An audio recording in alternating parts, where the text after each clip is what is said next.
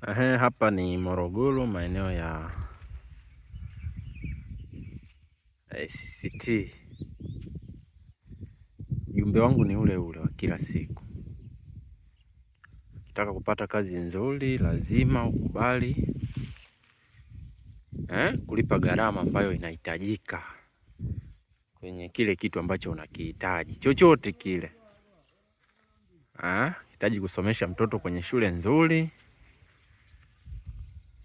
takuhitaji ulipe gharama ambayo itakuwa inahitajika ili umpatie mwanao elimu nzuri. Vile vile ukitaka pia kuvuna mazao mengi kwenye shamba lako,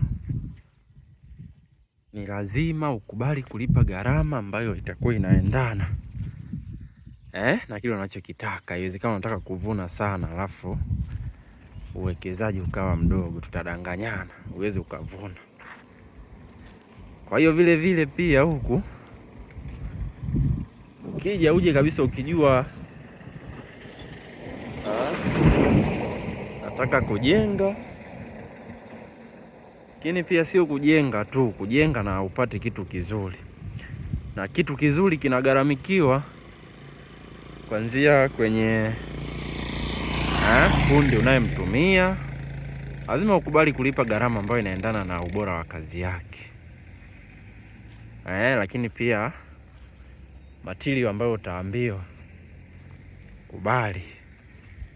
Sio unaambiwa nyumba inaingia bati kadhaa, naanza kusema na mtoto wa shangazi yangu au mister na mdogo wake atamfanyia hii kazi kwa bei fulani ambayo itakuwa ni nzuri.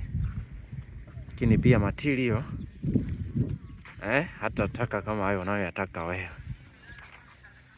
Mwisho wa siku nafanyiwa kitu ambacho hujakipenda. Hujakipenda na kurudia tena uwezi, nabakia tu kulalamika na kuumia moyoni. Lipa gharama ambayo inaendana na